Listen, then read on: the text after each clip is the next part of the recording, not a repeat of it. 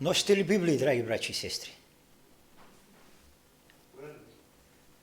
Ве молам да го отвориме текстот, кој ќе го проучуваме заедно денеска, се наоѓа во првата книга Мојсеева, 39 глава. Ќе ги читаме првите 5 стиха, а потоа од 19 до 23 стих.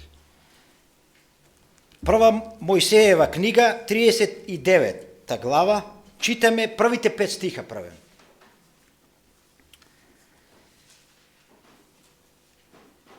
Јосифа го доведоа во Египет. Таму од исмаилците кои го доведоа тука, го купи египетецот Петефри, фараонов предворник и заповедник на неговата телесна стража. Господ беше со Јосифа, затоа имаше успех во се. Египетецот го зеде при себе во куќата. Неговиот господар виде дека Господ е со него и дека му дава успех во се што неговата рака презема. Тој го засака и го зеде дворјанец и го постави за управител на својот дом и му го довери сиот свој имот. А откога го постави над домот свој и над се што имаше, Господ го благослови домот на египетецот заради Јосифа. Господовиот благослов беше на се што имаше во куќата и во полето. И продолжуваме 19 до 23 стих.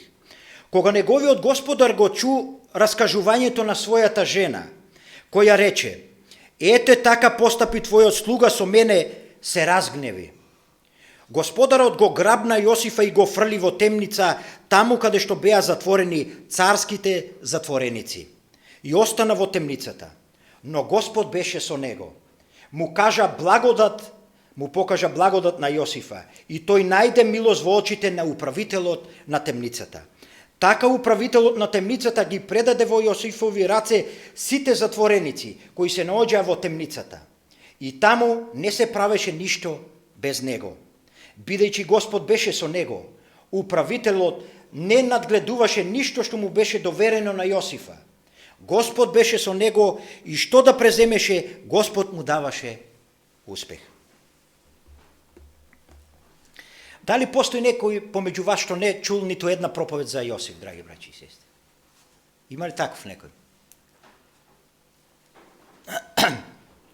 Многу проповеди се слушнат за Јосиф.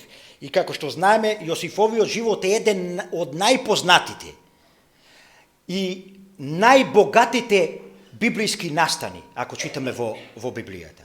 И многу може да се зборува за Јосифа, посебно за неговите позитивни страни. Исто така и за неговите способности, за неговиот изглед, но посебно за неговите карактерни црти. Многу можеме да се поучиме од него. Но јас мислам, има и постојат уште многу нови работи во оваа приказна кои што можеби се уште во потполност не сме ги проучили или не сме ги разбрале.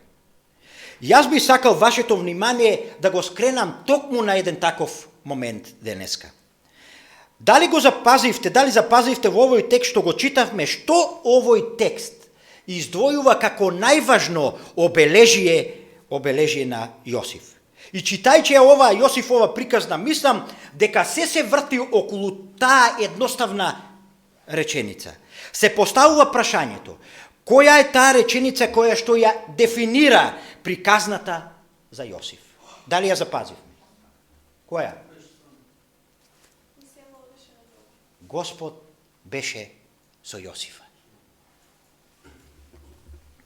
Вториот стих од 39-та. Господ беше со Јосифа. Третиот стих. Господ беше со него. 21 стих. Но Господ беше со него. 23-тиот. Бидејќи Господ беше со него, и во истиот стих Господ беше со него. Сега, логично е прашањето, драги браќи и сестри, да прашаме и да размислуваме по што може да се заклучи дека Господ бил со него. Но ако ги погледнеме настаните во неговиот живот, па и не стекнуваме баш еден таков печаток дека бил со него. Што мислите? Настаните во неговиот живот токму го зборуваат о нас противното. Дека тој човек бил што? Многу осамен. Многу осамен. Каде и да се нашол? Бил напуштен или осамен. Уште како дете пораснал осамен. Додека неговите браќа таму работеле на полето, тој седел дома. Тој седел дома, го милувале, го галеле и на крај што? Го разгалиле. Колкава осаменост, драги браќи и сестри, доживеал кога браќата го оставиле онаму во јамата. Ставете се на негово место. Тој се наоѓа на дното на таа тесна дупка и се прашува дали некогаш ќе излезе од неа. Нема тука многу надеж. Веројатно тука и ќе умре. Во таа дупка. Повторно осамен. Потоа се менува сликата. Го продаваат како роб во Египет и повторно е тој и таму сам. Сам како евреин во една незна божечка земја и култура. Тој е единствениот кој што верува во невидливиот Бог. Со никој не може да разговара за тоа. Нема никој да го охрабри, драги браќи и сестри. Нема никој да се помоли заедно со него. Нема никој кој да сочувствува со него и да му укаже неколку зборови на охрабрување. Потоа го фрлат во затвор, потполно неоправдано, врз основа на лажни оптужби. И таму е сам. После одредено време, потполно неочекувано, доаѓа до висока позиција, до позиција на премиер. Но тогаш требало да преживее една сосема друга осаменост, која што ја доживуваат само водачите. Секаде не сам. Не го разбираат луѓето, но текстот кој на почетокот го читавме, ни кажува дека сепак не бил тој сам. Некој бил со него на секој чекор. Господ беше со него. Дали запазисте во текстот кој го прочитавме, кои сврзници се употребуваат таму? Гордане, дали го запазив? Но и бидејќи.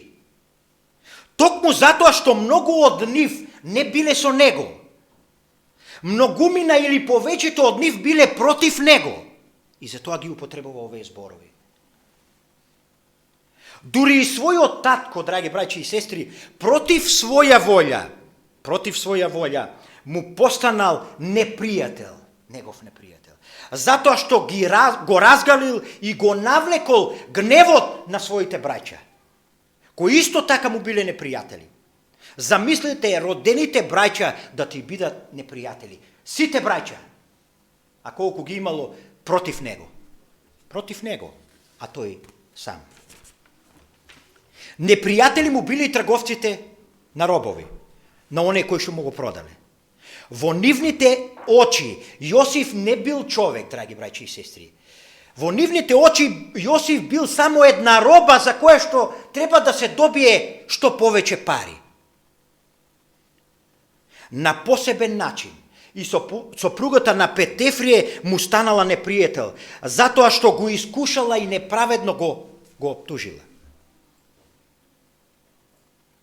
И Петефрие му постанал непријател, кога се свртел против него, иако претходно исклучително го ценел. Нели така?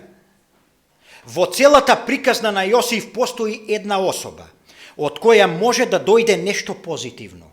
А тоа бил пехарникот во затворот, чиј сон Јосиф му го протолкувал и му ветил дека ќе го извече од затворот. Така ли нели пишуваше? Меѓутоа и он, кога дошол на слобода, и тој го заборавил Јосиф.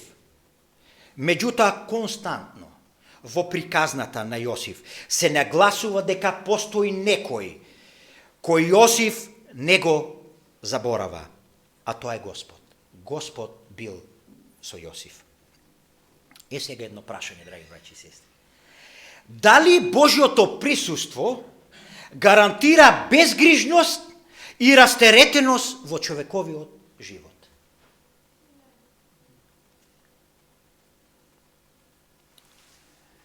Јас се почесто слушам, како да го наречам, едно ружичасто евангелие, кое нема врска со реалноста, а кажува вака.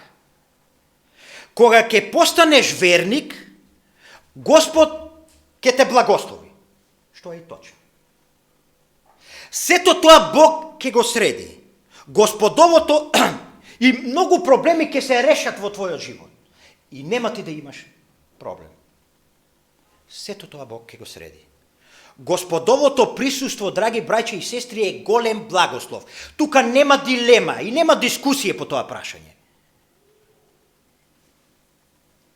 Но животот е суров спрема човекот. Јосифовиот живот, драги браќа и сестри, ни дава многу јасен одговор за тоа. Ако сме верни на Бога, тоа не значи дека нема да имаме грижи, дека нема да имаме многу тешки проблеми во животот. Господ понекогаш дозволува многу тешки ситуации во животот на своите деца. Веројатно и многу од нас сме го имале тоа искуство, сме го искусиле, или ќе го искусиме во иднина. Ќе го искусиме во иднина. Божјото присуство не гарантира дека секојаш ќе ни биде убаво.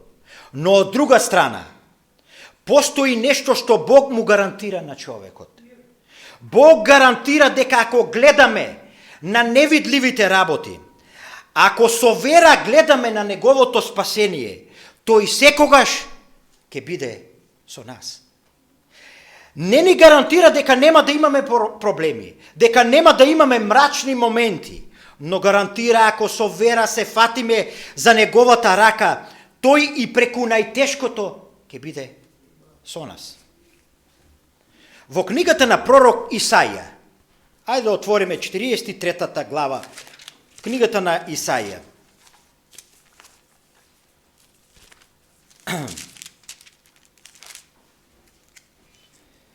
Читаме 43 глава, 2 стих. Што пишува таму? Кога преминуваш преку вода, со тебе сум, или преку река, нема да те потопи. Ако тргнеш низ оган, не ќе изгориш. Пламенот нема да те опали. Драги браќи и сестри, што кажува овој стих сега? Што кажува? Каде води понекогаш човековиот пат? Каде води? Дали преку рамници? Дали преку цвеќе? Не, овде кажува преку вода. Некогаш, сестро и брате, треба да зачекориш во ладна вода и да поминеш преку река која што влечи и носи. И не е пријатно тоа, не е лесно. А некогаш треба преку оган да поминеш, кој што пече, гори и жари, а тоа не е баш пријатно. Господовиот пат понекогаш минува преку жежок оган, а понекогаш преку брза река. Но тој гарантира дека ќе биде со нас ако му останеме верни. Немојте да очекувате, драги браќи и сестри, нешто што Бог не ветил. Во тој случај горко ќе се разочарате. Што е доказ за Божјото присуство во Јосифовиот живот? Не е тоа што Јосиф има еден мирен и безгрижен живот и дека се му оди најдобро. Не. Тоа не е Јосифовиот живот, да не се лажеме. Доказ за Божјото присуство е тој да иако Јосифовите проблеми и потешкоти се редат едни по други. Иако Јосиф добива во животот од животот шамар по шамар, тој има снага и сила сето тоа со Божја помош да го издржи и да го преживее. Во тоа е Божјото присуство. Ова е една тешка школа која го формира Јосифовиот карактер. Прави од него еден таков човек кој Господ покасно ќе го употреби на посебен начин за остварување на неговите, на Божите планови. кога фараонот го избрал за премиер, кажува, па нема веќе да се викаш Јосиф, му вели. Ти нема веќе да се викаш Јосиф. Па што ти значи тоа име? Јосиф. Јас ке ти дадам име, му вели. Најмоćниот човек на светот, фараон. И кажува, твоето име ке биде Псонтин Фалих. На египетски ова име значи оној кој ги храни живите или носител на полнината на животот. Фасцинантно име, фантастично име. Не може секој да ги храни луѓето, драги браќи и сестри, и не може секој да биде извор на животот. Разгаленото момче со шарени облеки, татковото галениче и милениче, сигурно не било способно за една таква задача. Да ги храни живите и да биде носител на полнотата на животот. Бог имал план со Јосиф. Јосиф требало да се обликува за да би постанал подобно орудие или подобно оружје за остварување на тој план. И Бог го школувал. И тоа школување, драги браќи и сестри, не било баш угодно и баш пријатно. Но тоа школување ја постигнало својата цел дефинитивно. Така не ли? Било ли угодно тоа школување на Јосифа во неговиот живот? Не. Но тоа дефинитивно ја постигнало целта, дефинитивно. Во што се покажало дека Господ бил со Јосиф? Ако го посматраме Јосифовиот живот како една целина, од почеток до крај, тогаш ќе запазиме одредени квалитети кои очигледно кажуваат дека Господ бил со овој човек. Секако постои тука една многу тесна заедница на Јосиф со Бога.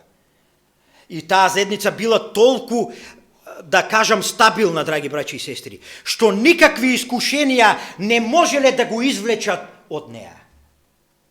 Ништо не можело да го отврли неговото срце.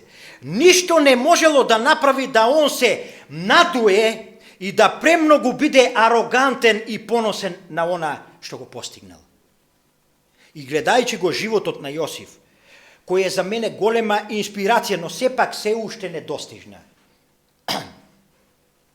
јас се запрашав, си го поставив прашањето, дали Бог е со мене во овој живот?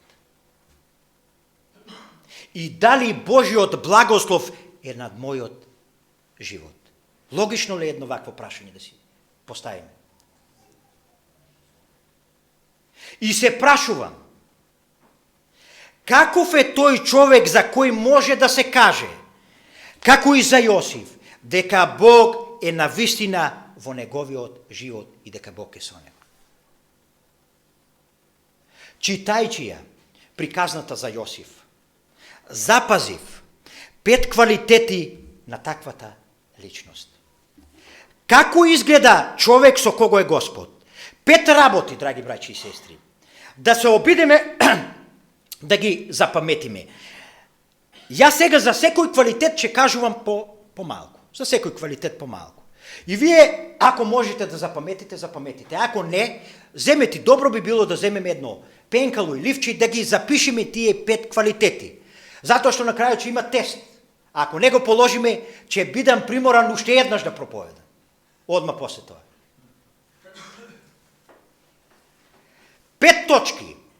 Каков е тој човек со кого е Господ? Број 1. Таквиот човек е неуништлив. Неуништлив. Многу луѓе се труделе да му наштетат на Јосиф, почнувајќи од неговите браќа. Што се не преживел од нив? Знаеме. Го фрлиле во јама и за тука да умре. Друго, џаволот преку сопругата на Петефрие на еден многу лукав, на еден многу перфиден, злобен, подмукол начин, драги браќи и сестри, го нападнал преку неговиот интегритет. Го нападнал Јосиф преку неговиот интегритет. Но Господ го сочувал. Господ го одбранил своето дете. Бог не го чувал на тој начин како што тоа го правил неговиот татко. Разгален и со попустливост. Господ понекогаш со цврста рака постапува со своите, но никогаш не ги пушта од својата рака.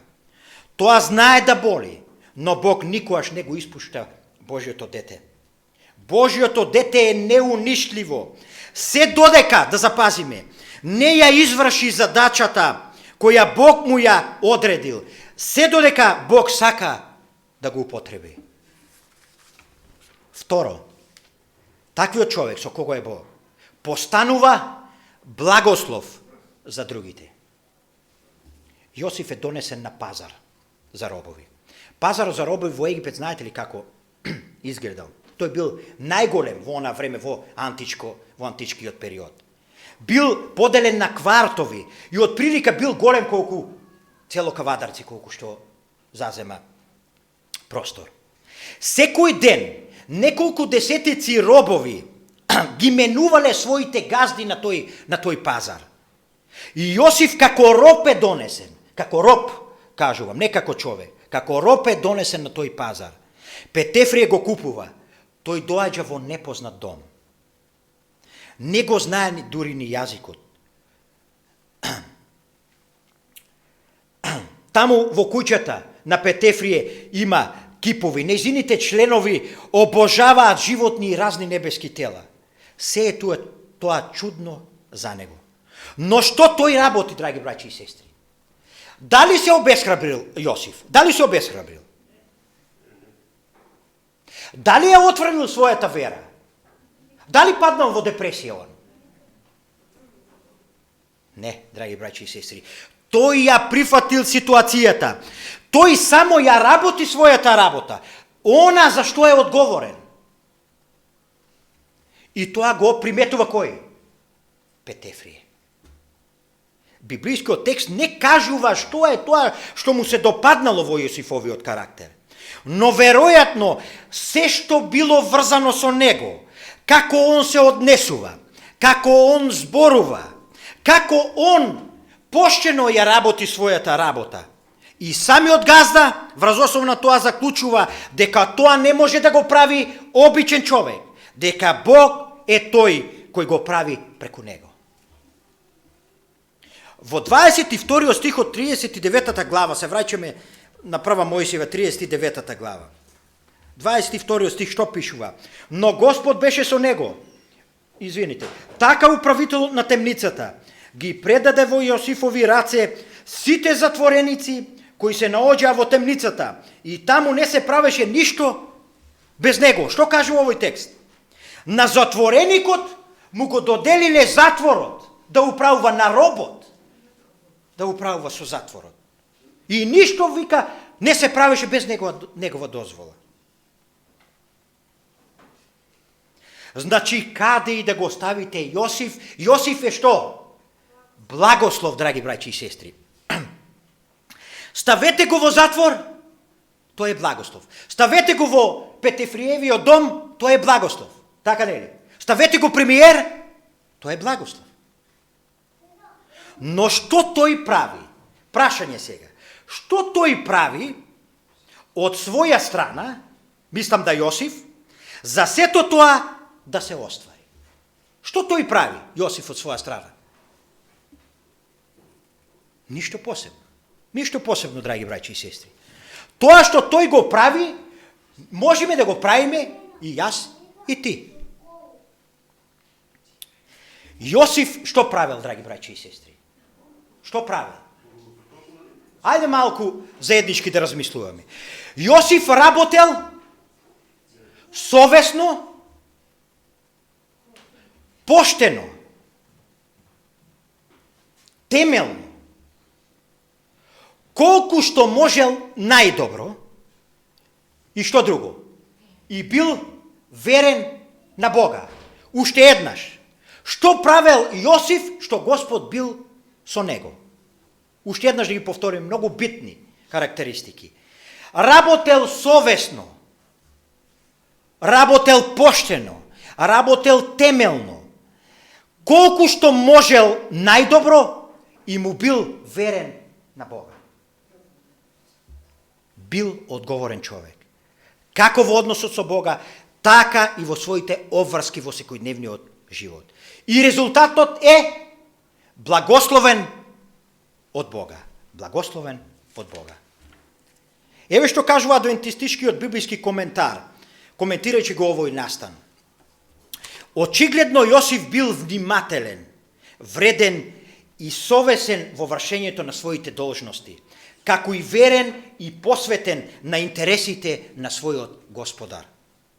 И пазите сега што кажува коментарот. Успехот ќе биде ретко искуство кај немарниот, мрзливиот и непринципиелниот човек. Уште еднаш. Успехот ќе биде ретко искуство кај немарниот, мрзливиот и непринципиелниот човек. Постојат луѓе, драги браќи и сестри, кои што сакаат по секоја цена да бидат благослов. Постојат ли такви луѓе? По секоја цена сакаат да бидат благослов за другите. Посебно затоа што сакаат што? Да се истакнат или да се наметнат. Но таквите луѓе не се благослов или не можат да бидат благослов.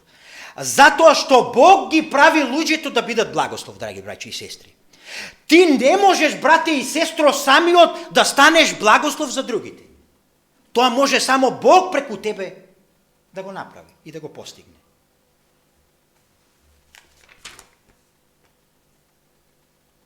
И се поставува прашањето каква е ситуацијата со нас. Дали ти темелно, брате и сестро, ги извршуваш работите кои ти се поверени? Има ли работи кои што не ти се допаѓаат?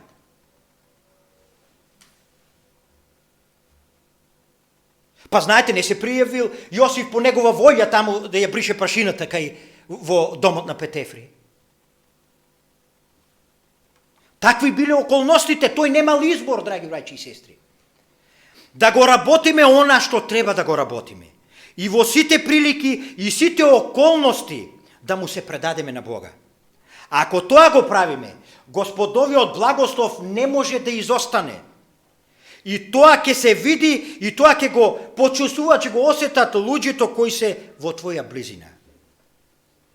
Човекот со кој е Господ прво е неуништлив. Второ е благослов. Тој е благослов. Трето, човекот со кого е Господ е трпелив. Тука јас сум најтешко ми. И тешко ми оди и да зборувам дори. Но треба да го кажам. Јосиф често бил во прилика кога со право би можел да биде нервозен, драги браќи и сестри. Со право би можел да биде разочаран. Но за такво нешто читаме ли во Библијата? Имаме ли таков запис? Дури во најопасните и во најнесигурните позиции, односно ситуации, имал некоја врста на внатрешна смиреност или внатрешен мир. Знаете, денес многу луѓе се плашат, паничат, кукаат, дури и кога немаат причина за тоа.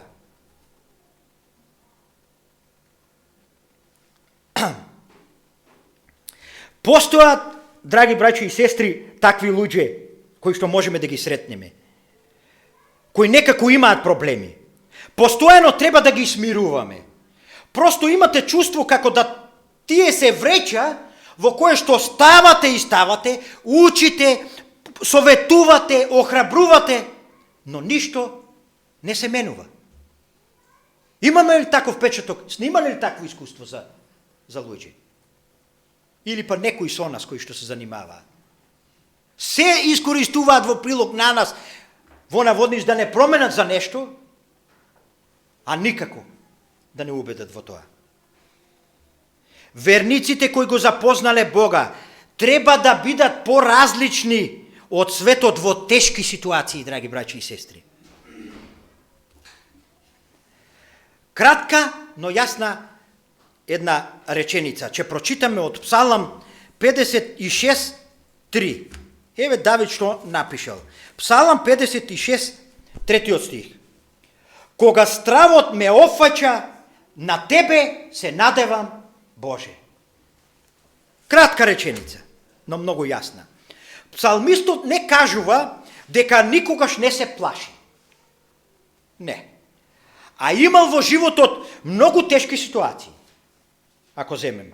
Тој кажува, кога се плашам, или кога би требало да се плашам, што тој прави? Тој се приклонува или се надева на Бога. И има поверение во Бога, дека не е сам. Значи, лек на неговиот страв и нервоза е поверението во ветувањето кое што го дал Бог. Свето, драги браќи и сестри, дали има свој начин за да ги решава проблемите? Има ли свој начин да ги решава проблемите?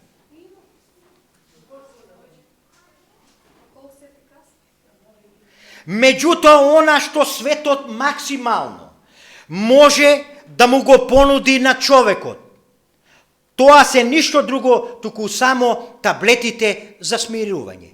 Минимизирање или амортизирање на моменталните работи или моменталните тешки ситуации. Но Исус е во состојба, драги браќи и сестри, да понуди вистински траен мир. Самиот тој кажал, не ви го давам мирот како што светот ви го дава.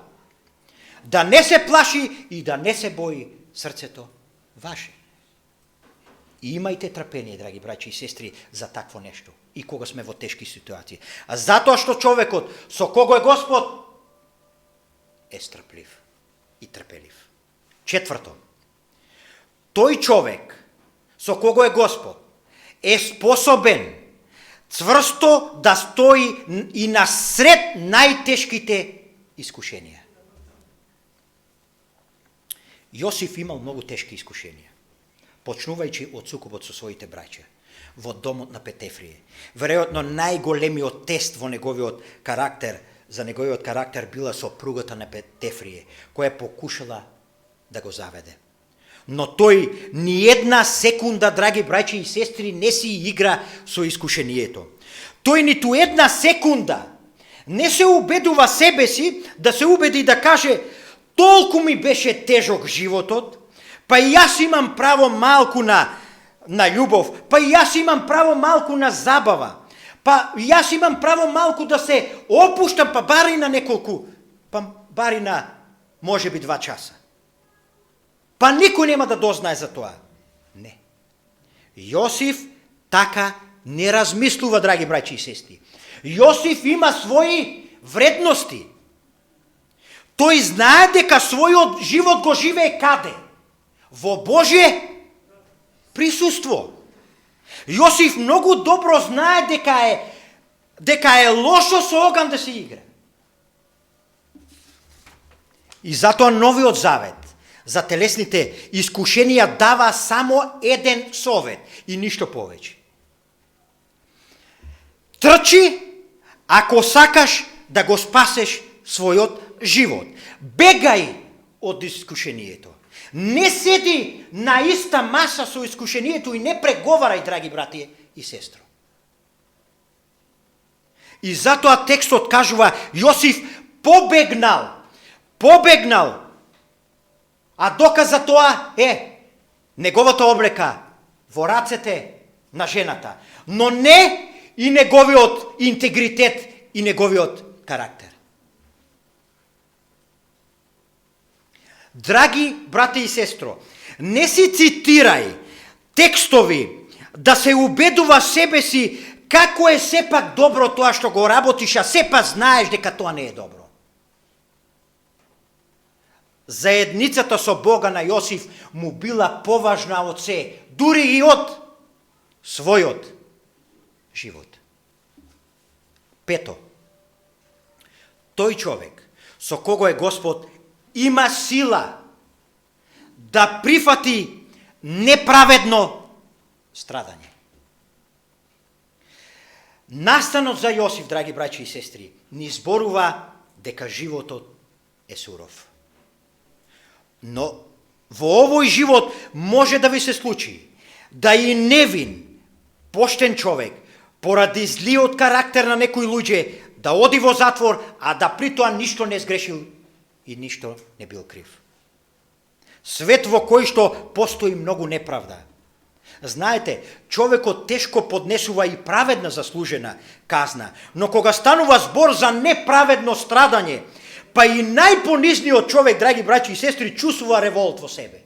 Така е, нели? Па и оној најверниот. Браќи и сестри, човекот со кој е Господ поразлично ја доживува неправдата од сите други. Поразлично го доживува исмејувањето од другите. Поразлично го доживува понижувањето.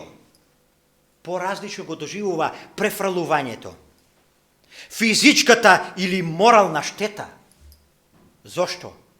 Затоа што таквиот човек некако во себе има убедување дека заедницата со Господ ќе му надокнади за сите тие губитоци. Тој е способен да опрости, драги браќи и сестри. Во библиската поука беше спомнато Тоше. На тој негов пријател му кажува му олеснало од кога опростил. Не, тоа не е суштината на опростувањето, драги браќи и сестри.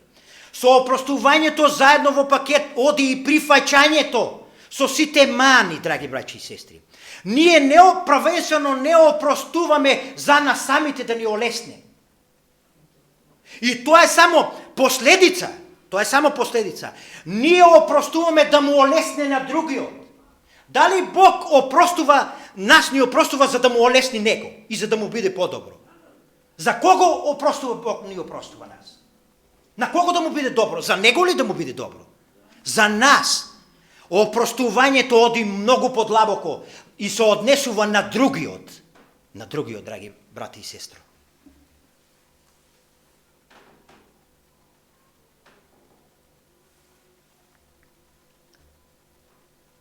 Таквиот човек некако во себе има убедување, рековме, и сите дека Господ ќе му ги надокнади сите тие губитоци. Тој е способен да опрости, да прескокне, да ги прескокне тие рани и непријатности кои што ги доживеал од другите луѓе. Знаете, кога Јосиф еден ден постанал голем човек, не му паѓало на памет да се спушти на тоа ниво, сега тој да се свети на некој за да ја задоволи својата понос. Не. Он не е на тоа ниво, драги браќи и сестри. Постојат луѓе кои што се на тоа ниво. Ти мене удар, јас тебе дупло. На огно да одговориш со оган. Не. Можел да го повика Петефрие со право на одговорност и целата приказна да му ја каже. Можел ли? Можел. Не си имал двајца сведоци, само тоа жената го кажала. Тој закон владел во цел свет во тоа време. Не само кај евреите. Не ја открил ни неговата сопруга. И да му каже, па срам те било, ајде сега ти оди малку во затвор, еле, да видиш како ми беше мене. Не се сетил нити на кој, ниту на оној пехарникот, кој му дал своје ветување дека ќе го извлече од затворот. А ветувањето во она време било, драги браќи и сестри, светиња.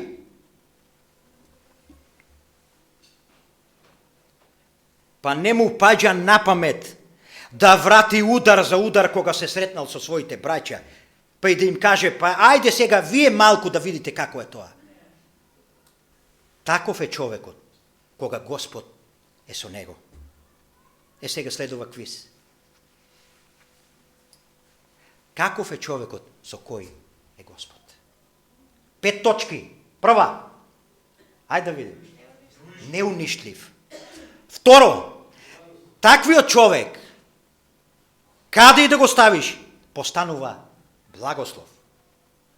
Дали си во затвор, дали си во царскиот двор, дали си премиер, ти си благослов. Трето, тој е трпелив. Четврто, на четврто место, Тој човек стои цврсто, способен да стои цврсто и во најтешките искушенија. И пето, таквиот човек со кој е Господ со него е спремен да поднесе неправедно страдање. Го положивте текстот. Не мора, драги браќи и сестри, да уште еднаш да проповедам. Сите овие 5 квалитети кои ги спомнуваме го карактеризираат и кој живот? И Исусовиот живот. Вие знаете дека Јосиф е преслика на кој? На Исуса Христа. Па Исус, драги браќи и сестри, бил неуништив.